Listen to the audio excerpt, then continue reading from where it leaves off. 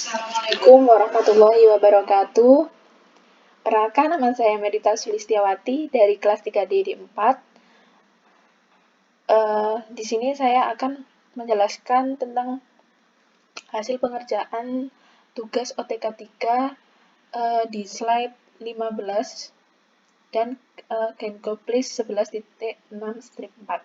Kita bahas yang di PPT terlebih dahulu ya. Suatu menara destilasi pada tekanan 1 atm dengan menggunakan kondensor total dan reboiler parsial dipakai untuk memisahkan campuran etanol air dengan fraksi mol etanol 0,2. Menara destilasi menghasilkan destilat dengan kemurnian 80% mol etanol pada residu dengan kemurnian 2% mol etanol. Jika umpan pada suhu 80 derajat Fahrenheit dengan metode McCabe-Thiele, tentukan jumlah stage pada R sama dengan 5/3 dengan laju alir umpan 1000 km/jam. Diketahui bahwa HF sama dengan 80 derajat Fahrenheit adalah 833,3 kJ per kilogram. Dan H sama dengan 20.833,3 kJ per kilogram dan HL sebesar 2916,7 kJ per kilogram. Nah, langsung kita ke penyelesaiannya, di mana ini penyelesaiannya sudah dijelaskan tadi seperti tadi pada soal. Nah, lanjut kita ke neraca massa total. Neraca massa total yang menggunakan rumus F sama dengan D plus B, di mana F sama dengan 1000 sama dengan D plus B. Nah, D dan B ini belum diketahui sehingga kita dapat misalkan di mana B sama dengan 1000 min D. Nah, sebelumnya kita bawa persamaan ini ke neraca massa komponen untuk mengetahui besarnya D. Nah, di sini ada rumus FXF sama dengan DXD plus BXB. Nah, kita masukkan ini F sama dengan 1000, XF sama dengan 0,2, D belum diketahui, dan XD 0,8 plus B ini sebagai yang ada di atas ini, persamaan yang tadi, dan XB sama dengan 0,02, sehingga menghasilkan bahwa D sama dengan 230,769. Nah, B sama dengan dari persamaan ini dapat diketahui, maka B sama dengan 769,231 kmol per jam. Nah, kemudian baru kita memasukkan data equilibrium yang ada di sini, yang saya plot ini dari buku Gencoplis. Nah, kemudian data ini diplotkan hingga membentuk kurva yang berwarna biru ini, kurva etanol air. Nah, pada kurva ini kemudian ditarik garis dari 0,0 hingga ke titik 1,1. Nah, ini menjadikan garis ini diagonal 45 derajat. Nah, kemudian karena kita tadi kan untuk menentukan jumlah stage. Nah, untuk menentukan jumlah stage, langkah pertama yaitu kita harus menentukan key line-nya terlebih dahulu. Itu pertama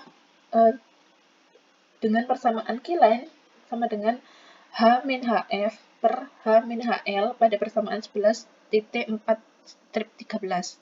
Yaitu langsung kita masukkan H sebesar 20.833,3 kJ per kilogram dikurangi dengan 833,3 kJ per kilogram dibagi dengan 20.833,3 dikurangi dengan 2916,7. Nah, menghasilkan 1,16. Nah, ini kan ada besarnya Q sama dengan positif. Nah, di mana Q sama dengan positif, maka Q akan berbelok ke kanan. Nah, karena jumlahnya 1, tadi kan satu kotak gitu ya. 1 dan ke kanan 1. Nah, sehingga ke sini. Nah, kemudian berbelok ke kanan hingga memotong garis kurva, gitu ya. Nah, kemudian kita menentukan intercept, besarnya intercept. Nah, besarnya intercept ini tadi kan dengan rumus YN plus 1 R per R plus 1 XN plus XD per R plus 1. Nah, di bagian kiri ini ya, R per R plus 1 ini adalah slope, dan yang di bagian kanan ini adalah intercept XD per R plus 1. Nah, kita langsung masukkan saja, dimana XD tadi kan udah diketahui bahwa 0,8 per R-nya tadi kan 5/3. Nah, 5/3 hasilnya 1,67 gitu ya, plus 1. Nah, hasilnya adalah 0,3. Nah, 0,3 ini kita plotkan di sumbu Y. Nah, kemudian kita tarik garis ke sumbu X, XF 0,8. Ini yang udah ditarik ke atas, ini berpotongan pada garis 45 derajat. Gitu. Nah, kemudian garis yang berwarna kuning ini menjadi garis entry-reaching. Nah, bagaimana cara menentukan garis strippingnya? Nah, garis strippingnya ini tadi kan ada XP 0,02. 0,02 yang ada di bawah sini ditarik ke atas hingga bertemu di garis 45 derajat. Nah, dari garis itu kemudian ditarik ke arah perpotongan antara kilan yang berwarna hijau dengan garis entry-reaching yang berwarna kuning. Nah, ini ya, menghasilkan garis warna kuning juga. Ini garis stripping. Nah, garis stripping dan garis entry-reaching untuk menentukan jumlah dari state tersebut. Nah, penentuan jumlah state itu dengan ini titik yang ada di sini, pertemuan 3 garis antara XD 45 derajat dan entry-reaching. Nah, ini dibawa ke kiri, garis bawah kiri hingga berpotongan dengan garis kurva. Nah, kemudian garis kurva ditarik garis ke bawah hingga bertemu dengan garis entry-reaching. Nah, begitu seterusnya hingga berakhir di XB yang 0,02 tadi. Nah, berdasarkan grafik di atas, grafik ini ditunjukkan bahwa jumlah state sebanyak 4 yang berwarna merah ini ya, 1, 2, 3, dan 4. Nah, di mana 3 yang berada di kolon dan 1 yang berada di regular partial. Nah, kita lanjutkan ke Genkopli 11.6 step 4. Nah,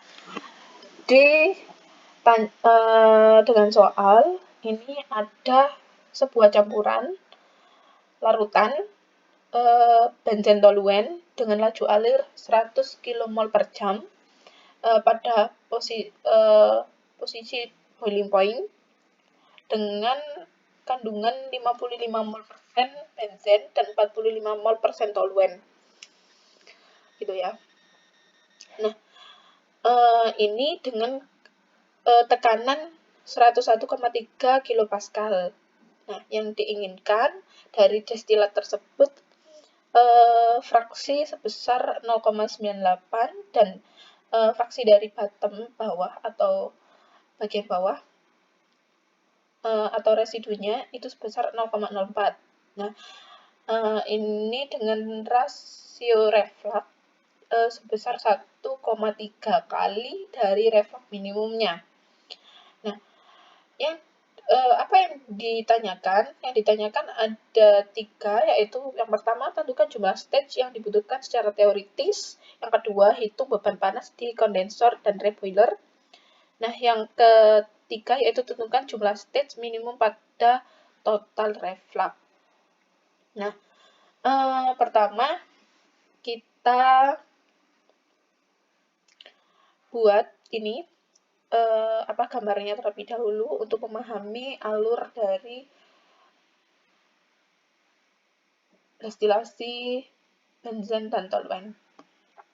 Nah, kemudian sebelumnya sebelum menentukan jumlah state, kita harus menentukan R-nya terlebih dahulu. Tadi kan R-nya masih 1 kali Rm. Nah, Rm-nya ini kita juga masih belum mengetahui, sehingga kita harus mencari Rm-nya.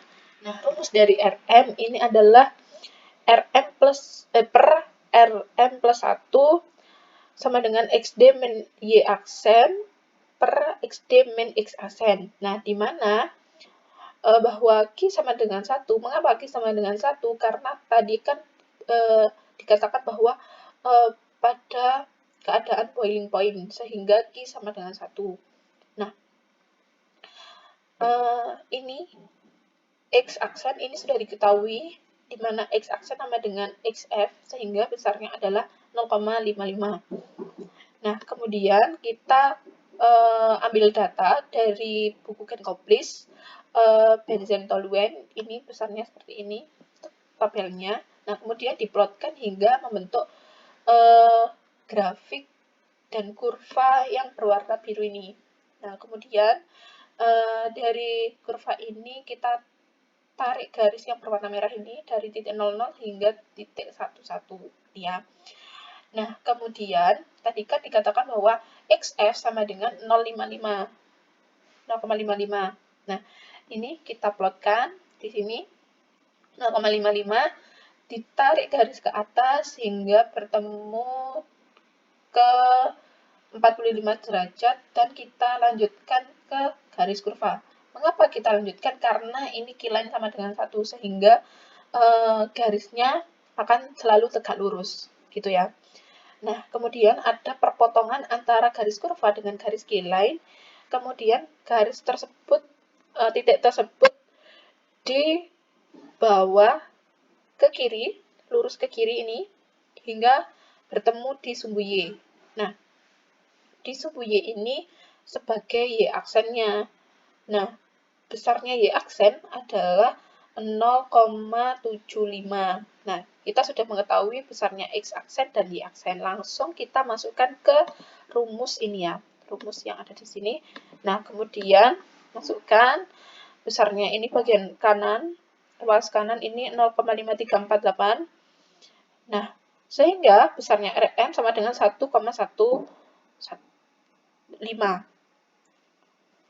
Nah, sehingga tadi kan dikatakan bahwa Rm sama dengan 1,3 kali Rm, di mana Rm sama dengan 1,15, sehingga R besar R sama dengan 1,3 dikali dengan 1,15, sehingga menghasilkan 1,495.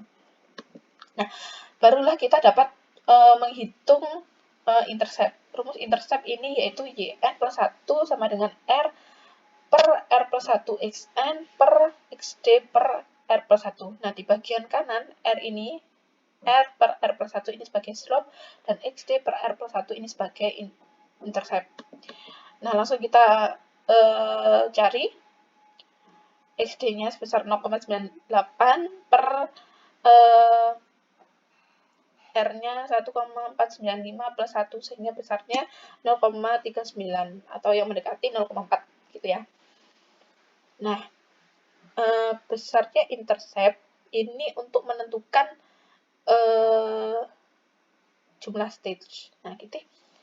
Ini 0,39 kita plotkan di bagian Y, sumbu Y. Ini dekatnya 0,4. Kita tarik ke kanan menuju perpotongan antara garis 45 derajat dengan garis XD. Itu ke sini yang berwarna hijau ini ya, ke sini. Nah, gitu. Itu sebagai garis enriching. Nah, lalu bagaimana dengan garis strippingnya? Garis strippingnya ini tadi kan dikatakan bahwa XW sama dengan 0,04, di mana ini di sini bagian sini ini ya, XW ini kita tarik 0,04 ke atas menuju garis 45 derajat gitu. Nah, adanya titik di bagian itu kita tarik ke arah perpotongan antara garis Q-line dengan garis enriching. Nah, bagian sini. Nah, kemudian kita bisa menentukan jumlah dari stage. Nah, dari state itu kita mulai dari atas di bagian sini, tarik ke kiri hingga berpotongan pada garis kurva, terus tarik ke bawah hingga berpotongan pada garis entering, begitu seterusnya hingga terakhir di XY gitu ya. Nah, berdasarkan grafik di atas ditunjukkan bahwa jumlah state sebanyak 17, di mana 16 berada di kolom dan 1 berada di regular parsial. Nah, itu sudah terjawab pada jawaban yang pertama. Nah, lanjut kita ke yang B, yaitu kita tentukan raca massa total terlebih dahulu dengan rumus F sama dengan D plus W, dengan F sama dengan 100, sama dengan D plus W. Kita dapat memisalkan, karena D dan W ini belum diketahui, sehingga D sama dengan 100 min W, gitu ya. Langsung kita masukkan ke raca massa komponen. Dan raca massa komponen ini rumusnya Fxs sama dengan dxd plus Wxw. Nah, ini F sama dengan 100 kali 0,5 sama dengan 100 min W, ini dari persamaan D ini tadi. Nah, kemudian XD 0,98 dan ditambahkan dengan W yang belum diketahui dengan XW 0,04. Nah, langsung dapat diketahui W sebesar 54,745 kmol per jam. Nah, D juga dapat diketahui sehingga besarnya sama dengan 54,255 kmol per jam. Nah, kemudian kita menghitung besarnya L, yaitu rumus dari L yaitu L sama dengan reflux dikali dengan D atau dari destilat gitu ya. Kemudian menghasilkan 81,1112 kmol per jam. Nah, kemudian dari situ kita dapat mengetahui laju alir uap. Nah, laju alir uap ini rumusnya yaitu L plus D.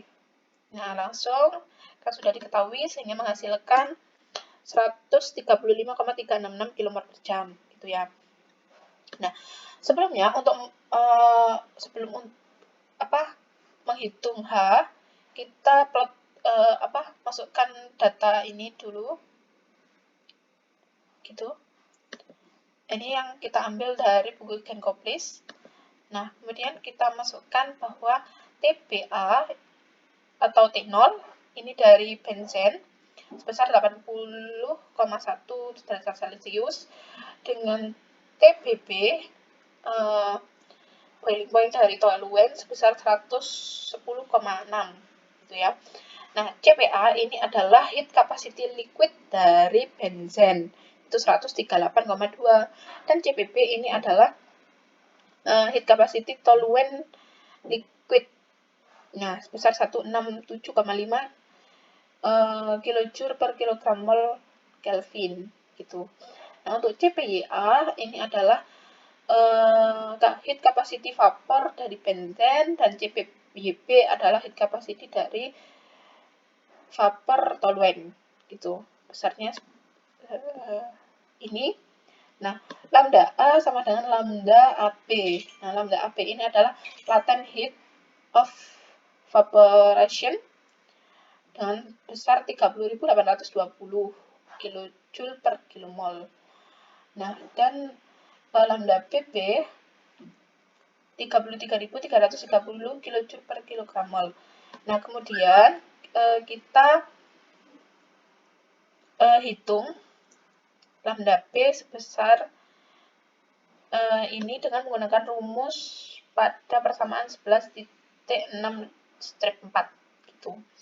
Nah, kemudian menentukan jumlah atau menentukan suhu pada Y1, di mana Y1 ini sama dengan XT, maka besarnya sama dengan 0,98 dengan menggunakan gambar 11.1/1, di mana caranya saya zoom. Nah, kita zoom, di mana tadi kan dikatakan bahwa XD sama dengan 0,98. Kita tarik dari sini ke atas hingga bertemu di saturated liquid line. Nah, terus kita tarik ke kiri hingga di sumbu Y. untuk menentukan temperaturnya. Nah, karena ini, mohon maaf, ini miring, nah, dan sudah saya tentukan bahwa T sama dengan 82 derajat Celcius, sehingga kita dapat mengetahui nilai dari H. Nah, untuk menghitung H, kita menggunakan persamaan 11.6 strip 2, yaitu H sama dengan Y.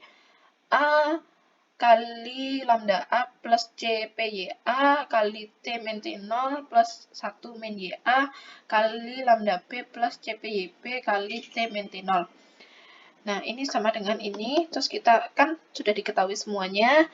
Langsung kita masukkan sehingga menghasilkan H sebesar 31.072,6352 kilojoule per kilogramol. Nah, kemudian kita dapat menghitung HD yang kita cari dengan persamaan 11.6 strip 1, gitu ya. Yaitu ini persamaannya.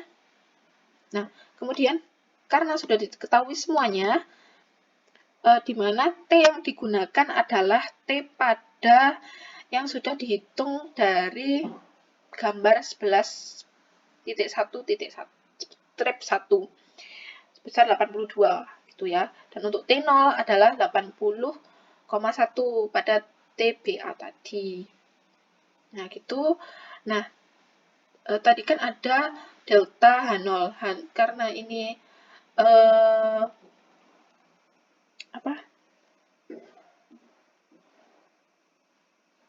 tidak memiliki sehingga sama dengan 0.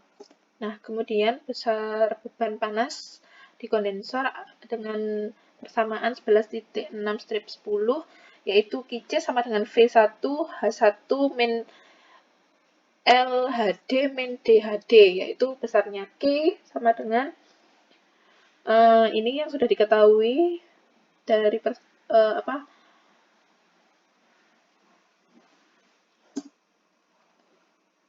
dengan jumlah atau besar 4.170.490,148 kJ per jam. Nah, kemudian kita menghitung beban panas pada reboiler. Kita menghitung tersebut dengan menentukan T di mana XR sama dengan 0,55. Nah, ini dengan tetap menggunakan yang tadi itu ya.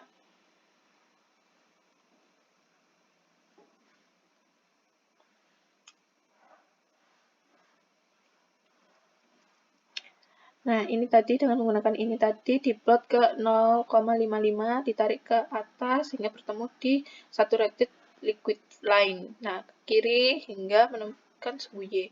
Nah, ini sebesar 91 derajat Celcius. Maaf, ini belum tertulis derajat Celcius. Nah, kemudian dari situ berdasarkan gambar 11.6 strip 1 pada di kiri ini, tadi kan dikatakan bahwa XW sama dengan 0,04, gitu ya. Nah, untuk menentukan besarnya HW, yaitu 0,04, kita plotkan ke sini. Nah, ini sudah ada garisnya. Ini tadi saya garis ke atas hingga bertemu di saturated liquid, terus ke kiri dengan sebesar 4.500 kJ per kilogram mol. Nah, barulah kita dapat mencari HF. Nah, rumus HF ini sama dengan yang menggunakan HD tadi dengan persamaan 11.6 strip 1, yaitu langsung diketahui. Nah, ini ada perbedaan di bagian suhu. Suhu yang digunakan adalah T90 yang pada ini persamaan mana? Bukan, pada ini gambar ini 11.1 strip 1 ini. Nah, kemudian untuk T0-nya adalah TD tetap sama 80,1 derajat Celcius, gitu ya. Nah, untuk XA yang digunakan adalah 0,55 gitu. Nah, sehingga kita dapat menghitung besarnya beban di reboiler. Rumusnya berbeda dengan yang di kondensor, yaitu QR sama dengan D kali HD plus WHW plus QC plus FHF. Dimana ini sudah diketahui semua, dengan besar QR sama dengan berapa ini? 45 juta, mohon maaf, 4.555.658,983 kilojoule per jam itu. Nah, untuk effort minimumnya hasilnya sama, yaitu sebesar 17 dengan dimana 16 berada di kolom dan 1 di reboiler parsial. Baik, penjelasan dari saya seperti itu. Mohon maaf jika terdapat kesalahan dari tutur kata saya, dan terima kasih atas perhatiannya. Wassalamualaikum warahmatullahi wabarakatuh.